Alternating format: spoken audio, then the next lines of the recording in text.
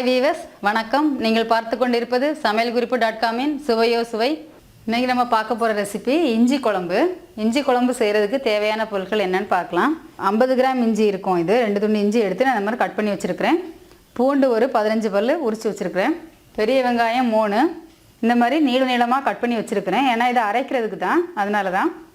மல்லித்தூள் 2 ஸ்பூன், மிளகாய்த்தூள் 1 ஸ்பூன், மஞ்சள் தூள் 1/2 ஸ்பூன், பெருங்காயத்தூள் 1/2 ஸ்பூன், கடலைப்பருப்பு 1 ஸ்பூன், உளுந்தம்பருப்பு 1 ஸ்பூன் தாளிக்கிறதுக்கு, கடுகு 1 ஸ்பூன், கருவேப்பிலை தாளிப்பதற்கு தேவையான அளவு, எண்ணெய் 4 ஸ்பூன், புளி சிறிதளவு, உப்பு தேவையான அளவு. இப்போ குழம்புக்கு நம்ம இந்த கட் பண்ணி வச்சுக்கூடிய வெங்காயம், இஞ்சி, பூண்டு 3யுமே மிக்சியில் போட்டு நல்லா நைஸாக அரைச்சி வச்சுக்கணும். இப்போ இஞ்சி, பூண்டு, வெங்காயம் 3மே நான் இந்த மாதிரி விழுது மாதிரி அரைச்சி வச்சுருக்கிறேன். இப்போ நம்ம இஞ்சி குழம்பு எப்படி செய்கிறதுன்னு பார்க்கலாம். அடுப்பு ஆன் பண்ணி கடாய் எடுத்து வைங்க. கடாய் சூடாகட்டும். கடாய் சூடானோடனே எண்ணெய் ஊற்றிக்கோங்க. இந்த இஞ்சி குழம்பு வந்து நல்லெண்ணெய் ஊற்றி செஞ்சிங்கன்னா நல்லாயிருக்கும். இஞ்சி வந்து உடம்புக்கு ரொம்ப நல்லது.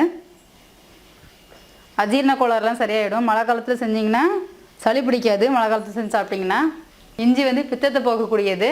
அதனால் நீங்கள் இஞ்சி குழம்பு அடிக்கடி செஞ்சு சாப்பிட்லாம். எண்ணெய் சூடாகிடுச்சு. இப்போ கடுகு போடலாம்.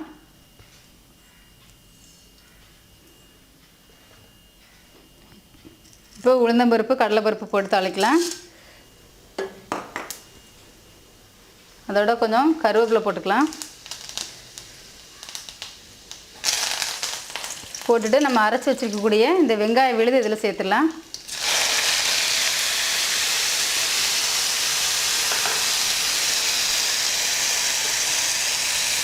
சேர்த்துட்டு இது நல்லா வதக்குங்க.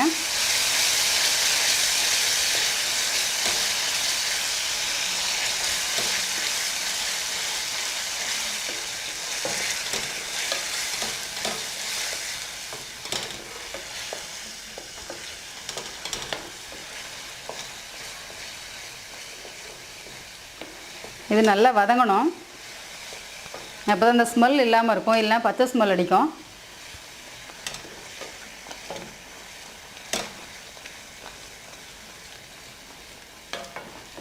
இந்த கலர் லைட்டாக ப்ரௌன் கலர் ஆகணும். இந்த இஞ்சி பூண்டு நல்லா வதங்கட்டும்.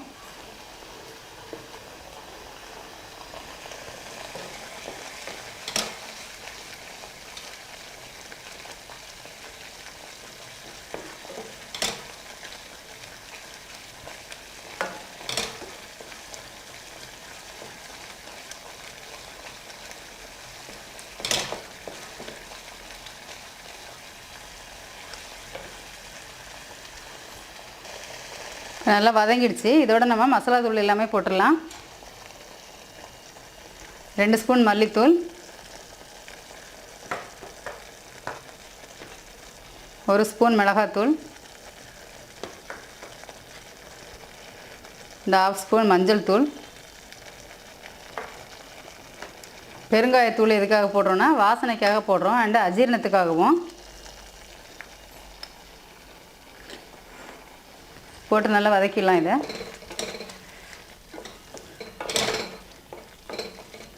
இது செய்யும்போதே வாசனை ரொம்ப நல்லாயிருக்கும். பசியை தூண்டும். இது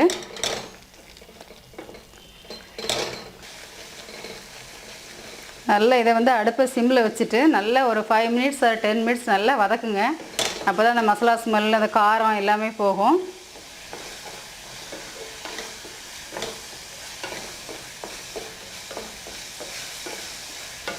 இதை நீங்கள் ஒரு வாரத்துக்கு ஒரு நாள் செஞ்சு சாப்பிட்டிங்கன்னா உங்களுக்கு அஜீரண கோளாறே வராது.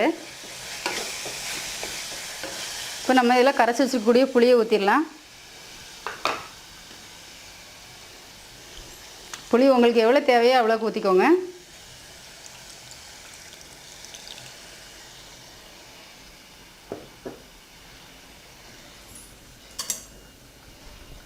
இல்லை கொஞ்சமாக தண்ணி சேர்த்துக்கலாம். குழம்பு ஏன்னா கொதிக்க விடணும். அப்போ தான் அந்த வாசனை நல்லாயிருக்கும். இப்போ குழம்புக்கு எவ்வளோ உப்பு தேவையோ அந்தளவுக்கு உப்பு சேர்த்துக்கோங்க.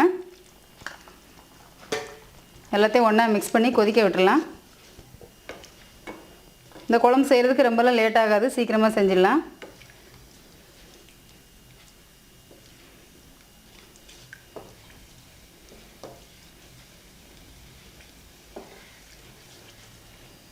குழம்பு இப்படி நல்லா கொதிக்கணும். கொதிச்சு இந்த அளவு கட்டியான பதம் வரும்போது இறக்கிடலாம். அடுப்பு சிம்மில் வச்சு விட்டுறலாம். ஒரு 5 மினிட்ஸ் வச்சிங்கன்னா இந்த மாதிரி எண்ணெய் மேலே மிதந்து வரணும். வந்ததுனா தான் குழம்போட கரெக்டாக பக்குவம் சரியாக இருக்குன்னு அர்த்தம். இப்போது எண்ணெய் மிதந்து வந்துருச்சு. அடுப்பை ஆஃப் பண்ணிடலாம்.